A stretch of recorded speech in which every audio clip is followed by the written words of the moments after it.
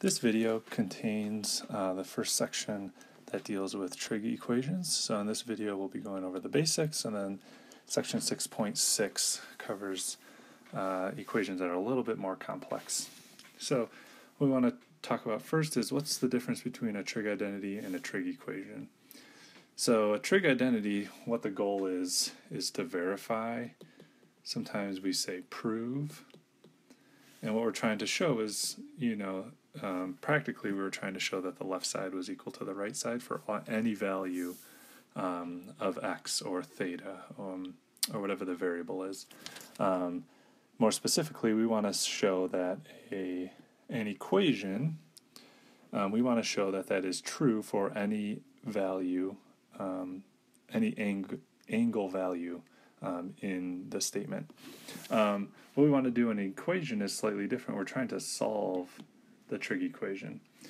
Usually this is, for x, theta, y, maybe beta, etc. So in an equation we want a single value that these variables take on. Now, maybe I shouldn't say a single value here. I'm going to change this to specific values.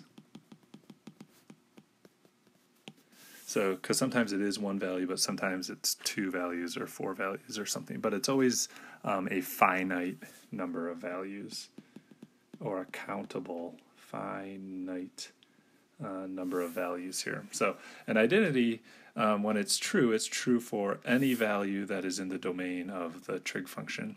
For an equation, we want specific values that will make that statement true. So let's go ahead and look at a few basic examples. So this first example says, find all solutions in radians. So two things to take note of.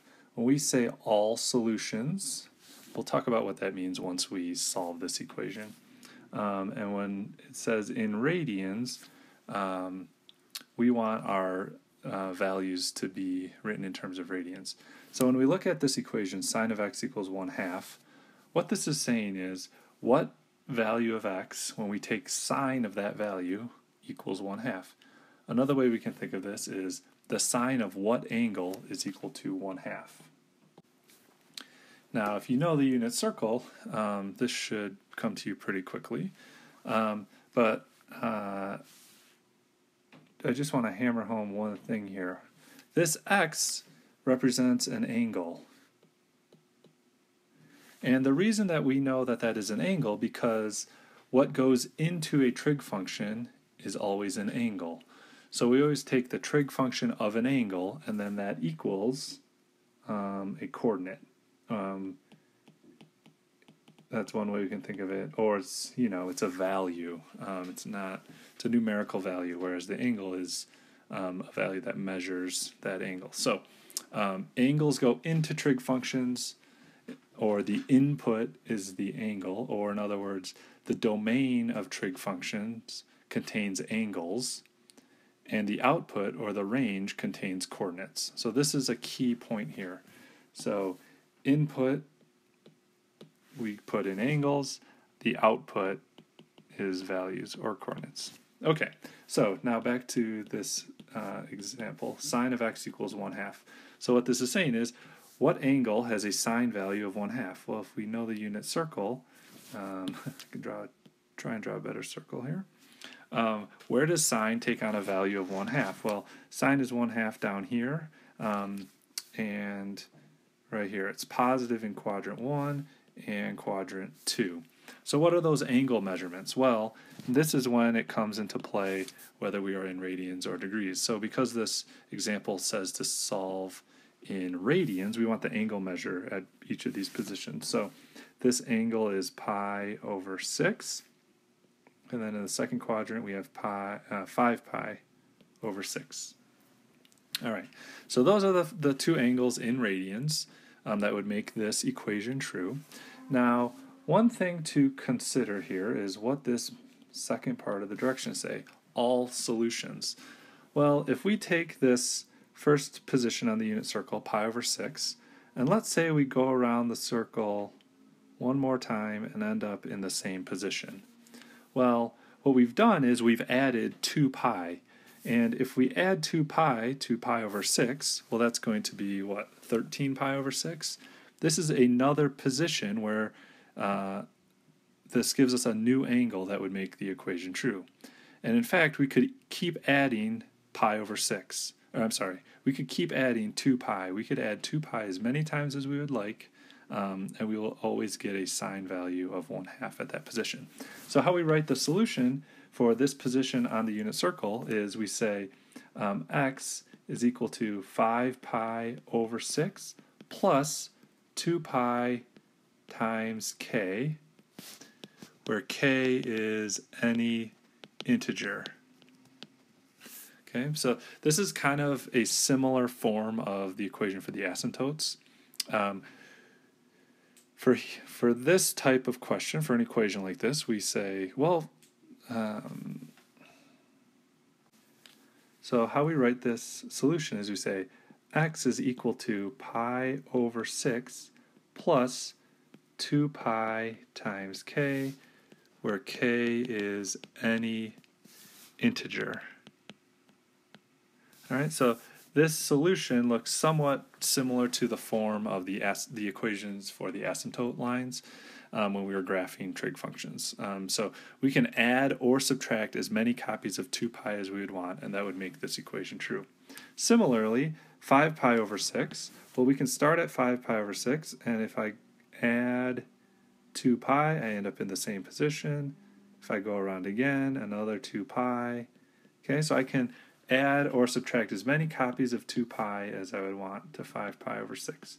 So the solution here is 5 pi over 6 plus 2 pi times k, where k is any integer.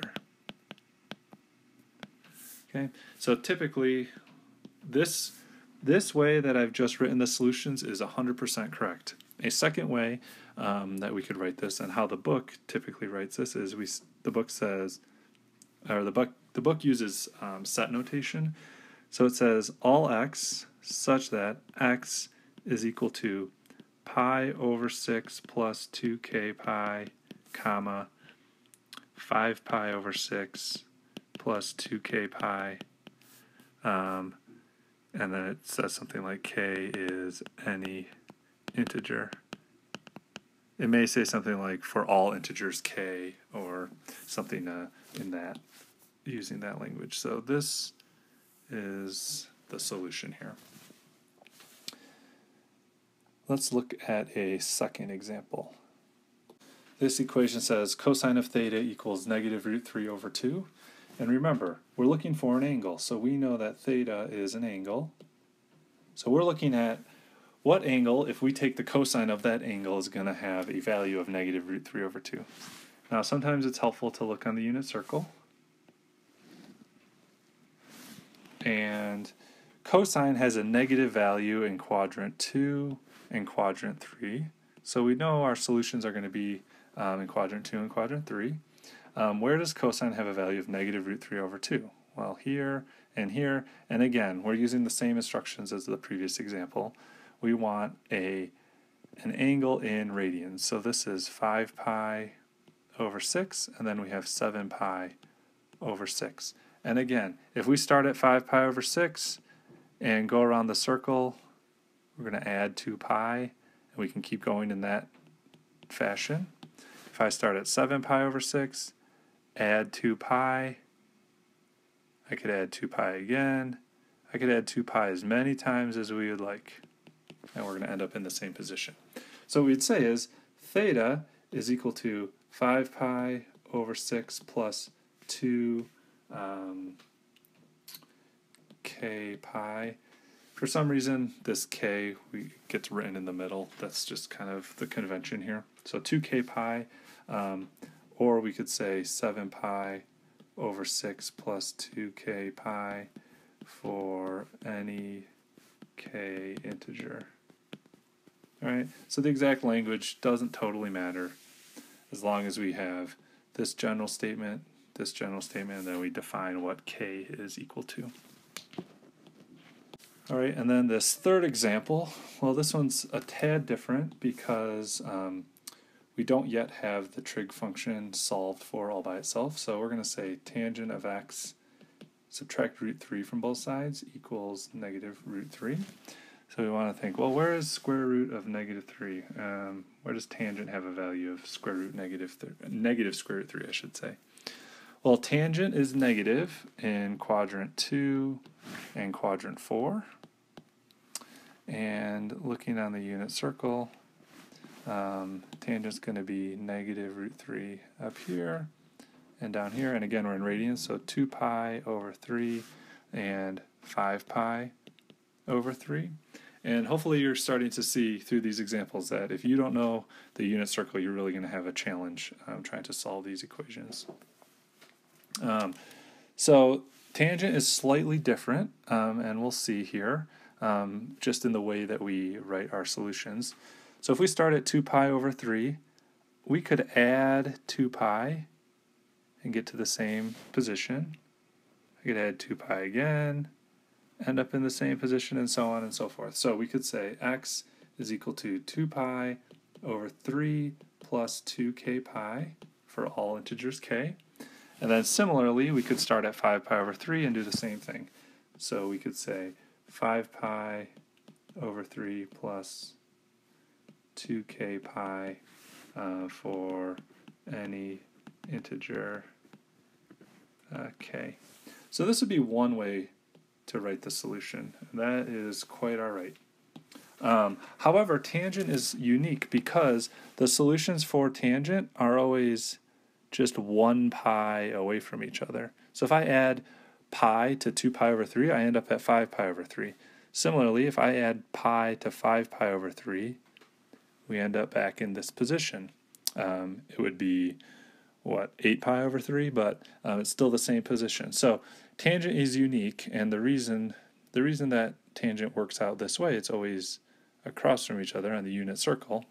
The reason is because the period for tangent is always equal to pi. So it always ends up, the angles always end up pi, an angle of pi away from each other. So we could write the solution how we just did, or we could say x is equal to 2 pi over 3 plus k pi. We don't need to say 2k pi.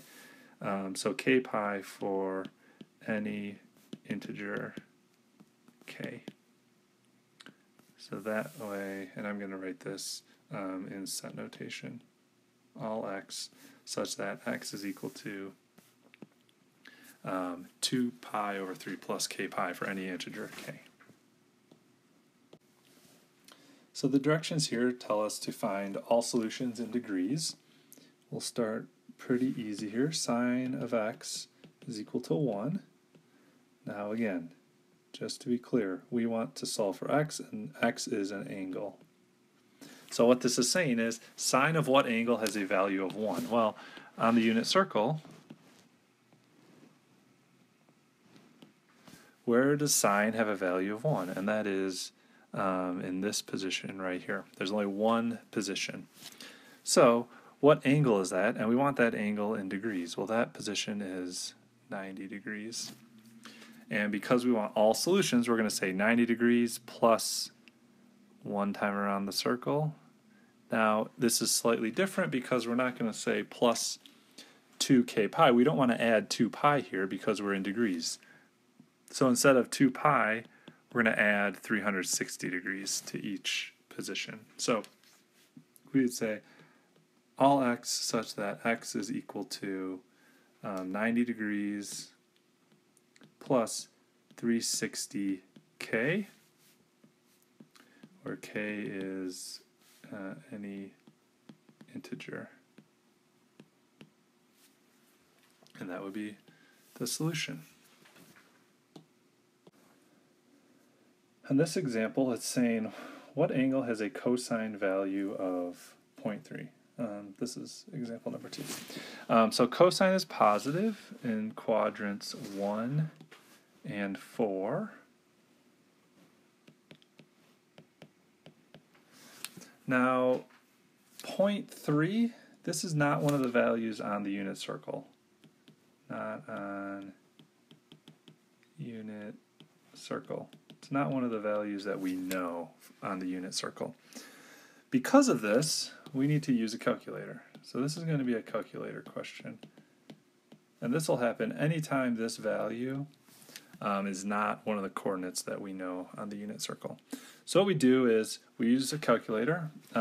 Make sure the calculator is in degree mode. If you're in radian mode for this question, you're not going to get the right angle. And so the directions of the question will always indicate what mode to be in. So if we look back, we're using these same instructions as the previous example. Find all solutions in degrees. So because this is in degrees, we need to use degree mode. So everybody's calculator is slightly different, but the button that you need to use is this button. This is called the inverse of cosine. So typically you're going to type in something like this, inverse cosine of 0.3. Sometimes you need to type in the 0.3 first and then you can hit the inverse cosine button. Again, everybody's calculator is slightly different, so you're just going to have to figure out which way you need to do this. So when you type this in, again, in degree mode, we're going to have something close to 72.5 degrees. Now, 72.5 degrees, well, if this on the unit circle right here is 0, and this is 90, 72, I don't know, something like this, 72.5 degrees. So that would be one of the solutions. The second solution is going to be across the x-axis. It's going to have the same position, or rather, it's going to have the same reference angle. We're just going to be in quadrant 4 now. So to find the angle that's in quadrant 4, let's consider what's going on here. Well, this is saying this blue part is 72.5 degrees. So what's happening is this portion of the circle below the x-axis must also be 72.5 degrees. So how are we going to find this position right here? Well, if we go all the way around the circle one time, that's 360 degrees, but then I need to back it up to get to that position. And how far are we going to back it up? Well, we're going to go 360 degrees minus 72.5 degrees, and that'll give us the position. And if you do that, we get about 287.5 degrees. All right, so this 287.5 and 72.5, these are the two values on the unit circle. So what we'd say is all x such that x is equal to 72.5 degrees plus 360k and 287.5 degrees plus 360k for all k integers. So on these types of questions where we need to use a calculator, we really got to be careful figuring out how to get from that first value that the calculator gives us to the second value. Sometimes we add 180, sometimes we do that angle subtracted from 360, sometimes we need to subtract from 180. It just really depends on the how we get from one angle to the second angle. So my suggestion would be to draw the diagram just like I did here. All right, we're going to start ramping it up a little bit. This equation says to solve 2 sine of x minus pi over 4 plus 1 is equal to 2. Now, to remember, this argument right here is an angle. I'm going to keep reminding us of this. So what we want to do is, first let's solve for the trig function. So I'm going to subtract 1 from both sides. 2 sine of x minus pi over 4 equal to 1, and then we're going to divide by 2. So sine of x minus pi over 4 is equal to 1/2. Now don't let that argument that has two terms scare you. We're still trying to solve, or we're still trying to answer the question, sine of what angle is equal to 1/2? Okay, and what where does sine equal 1/2? Well, sine is positive in quadrants 1 and 2. Okay, so we're down here, and the question is, are we going to be in radians or degrees? Well, this question is given to us a little bit different because it gives us an interval that we want the solutions to be in. And that interval is between 0 and 2 pi. So 0 to 2 pi, because that's written in radians, we want our solution to be in radians. And we know that that is in radians because we see this 2 pi here. If it said 0 to 360 degrees, it would indicate that we want our solution in degrees. So we want the radian measure at these two positions on the unit circle, and that's going to be pi over 6 and 5 pi over 6. So what we do is, let's split this up into those two positions. And what we're going to say is that angle right here is going to equal 5 pi over 6. So we say x minus pi over 4 is equal to 5 pi over 6. And then we also say x minus pi over 4 is equal to pi over 6. And then we just solve each of these individual equations for x. So common denominator is going to be 12 here. So this is 3 pi over 12 is equal to 10 pi over 12. So add 3 pi over 12 to both sides. We're going to get 13 pi over 12. And then on the right side, we're going to say x minus 3 pi over 12 is equal to 2 pi over 12. So x is equal to 5 pi over 12 here. So before I finalize this question, we need to say one thing. Well, because we have this interval, we don't need to use the 2k pi business. And the reason is because, well, looking at the unit circle, the solution is pi over 6. If I go around one time on the unit circle, if I add 2 pi, pi over 6 plus 2 pi is going to be 13 pi over 6. And that is greater, that's outside this interval. So I don't want to add copies of 2 pi. Similarly, at 5 pi over 6, I don't need to add 2 pi because that's going to be outside the interval. So when we have a specified interval like this, we need to make sure that we're only giving solutions that are actually inside that interval. Okay, next it says, find all solutions of the equation 2 sine plus square root 3 times 7 tangent x plus 2 is equal to 0 in the interval 0 to 2 pi. And I think I'm missing an x in here, so let's put the x right there. Okay, so we can use what's called the zero product property. You're familiar with this, you just might not know that this is called the zero product property. You know, if we have something like this, and those factors are equal to 0, we can set each of those factors equal to 0 and solve.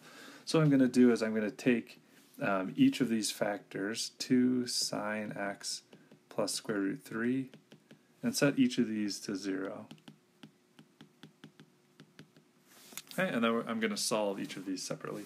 So on the left-hand side, if I subtract square root 3 and divide by 2, I'm going to have sine x equals negative square root 3 over 2. So the question again is, what sine of what angle is equal to negative square root 3 over 2? And sine is negative in the third quadrant and the fourth quadrant. So where is that going to be? Well, sine takes on a value of negative root 3 over 2 down in the bottom of the unit circle. And again, we want our solution to be in radians because we have an interval given in terms of radians. So what are the angles here on the unit circle? Well, the first angle is going to be 4 pi over 3, and the second angle will be 5 pi over 3.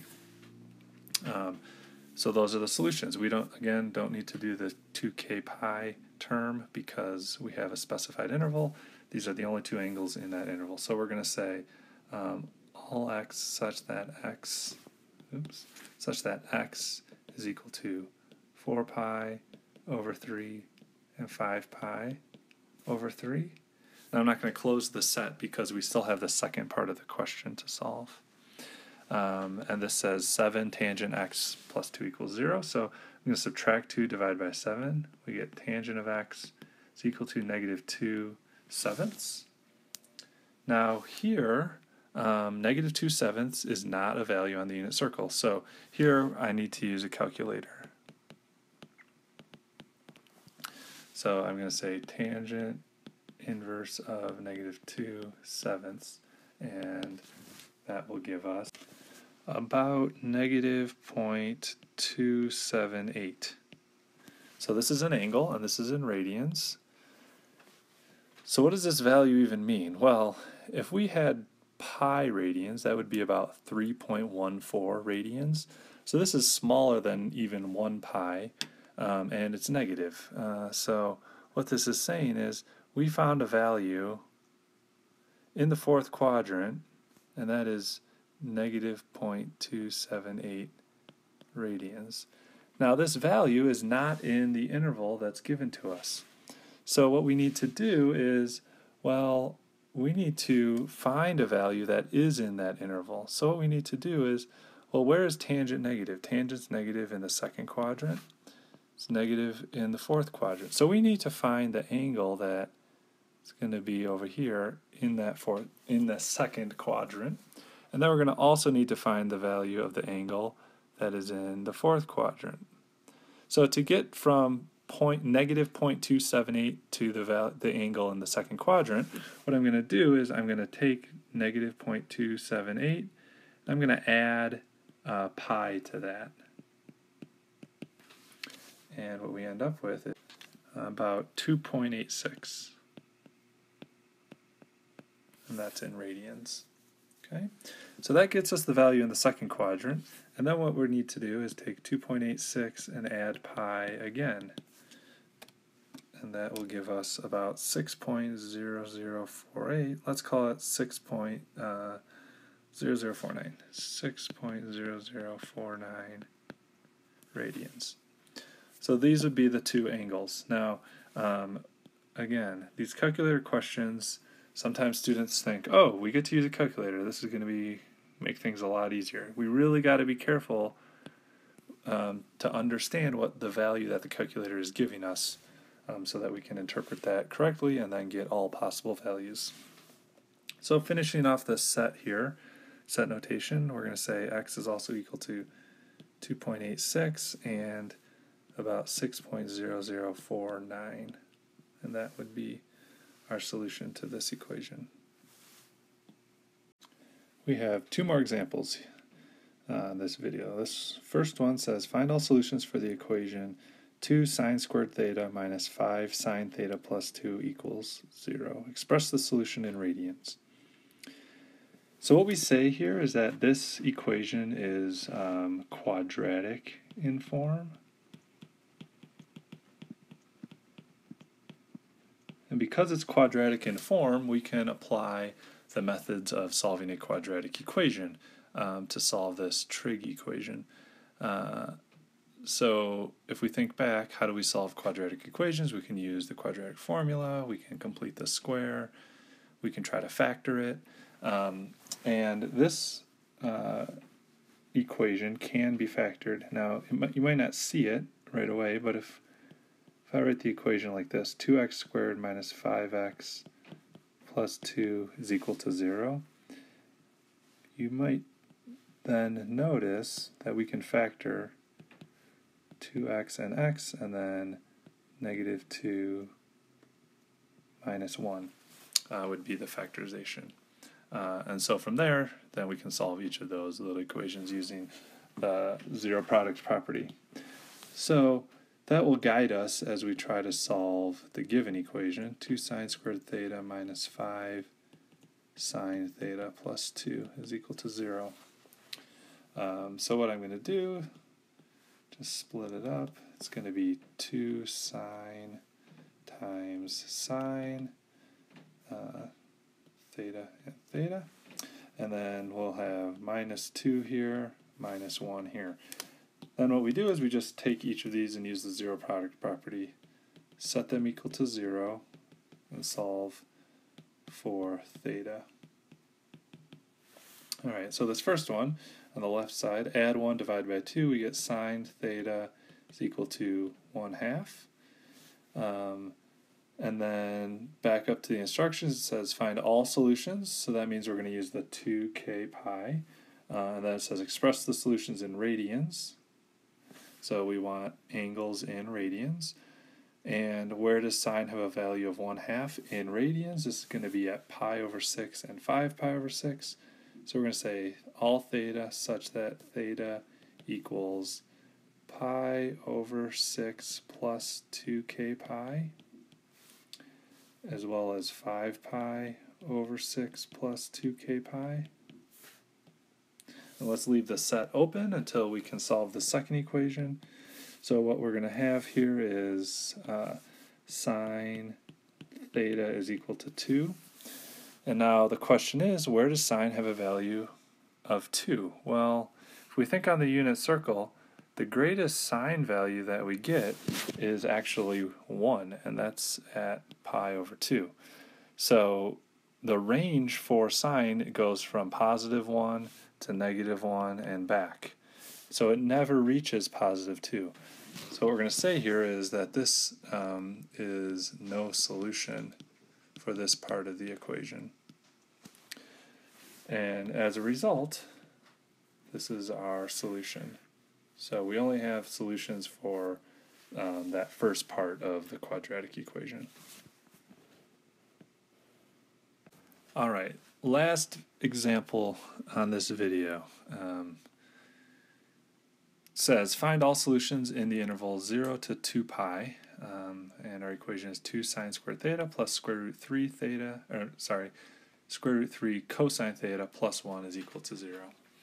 Now this one presents a challenge because we have two different trig functions.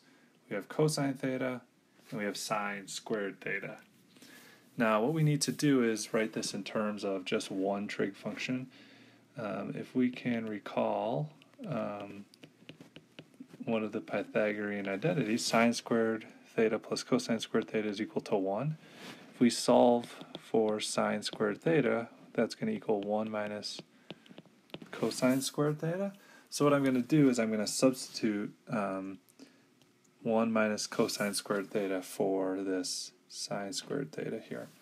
So we're going to have 2 times 1 minus cosine squared theta plus square root 3 cosine theta plus 1 is equal to 0. And then let's multiply this out. We're going to have 2 minus 2 cosine squared theta plus square root 3 cosine theta plus 1 is equal to 0. And then what we can do is I'm going to add this 2 to the 1 here, and just for the sake of space on the screen here, I'm going to add those together without writing a new line. So negative 2 cosine squared theta plus square root 3 cosine theta plus 3 is equal to 0. And again, this is quadratic in form, or sometimes it's called a quadratic type here. Now, what we'd say is, well, if this is quadratic in form, I could rewrite this as negative 2x squared plus square root 3x plus 3 is equal to 0. Now this is a problem because we cannot factor this one.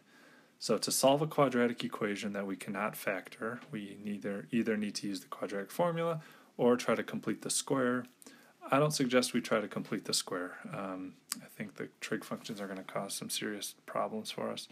So let's use the quadratic formula. So we're going to say that a here is negative 2, b is square root 3, and c is equal to 3.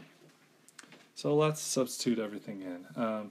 So what we're going to do is we're going to say we're ultimately trying to solve for cosine theta. So we're going to say cosine theta is equal to, well, remember the quadratic formula. It's negative b, so negative square root 3 plus or minus square root of b squared, so square root 3 squared minus 4 times a times c all over 2 times a.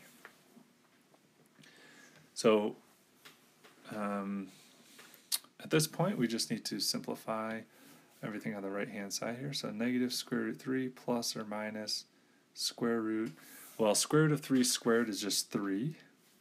And then we have negative 4 times negative 2 times 3. That's positive 24 divided by negative 4. So what we get here is negative square root 3 plus or minus 3 square root 3 all over negative 4. And then at this point, we're going to have two different solution sets here. So the first one, if we take negative square root 3 plus 3 root 3, we're going to say cosine of theta is equal to 2 square root 3 over negative 4. So that's cosine of theta is equal to square root 3 over negative 2. So where does cosine have a value that is negative square root 3 over 2? And that is when theta is in either quadrant 2 or quadrant 3.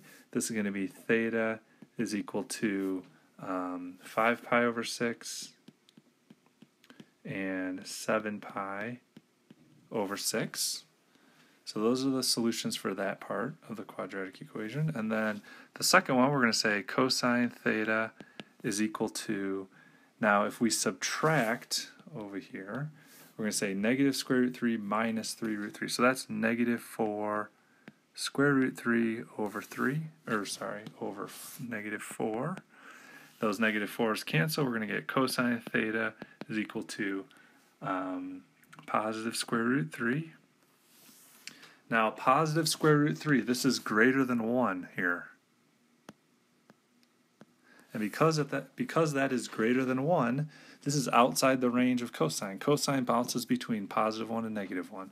So on this side of the equation, we'd say no solution here. So the only two solutions that we get are 5 pi over 6 and 7 pi over 6. So writing this in set notation, we'd say all theta such that theta is 5 pi over 6 or 7 pi over 6.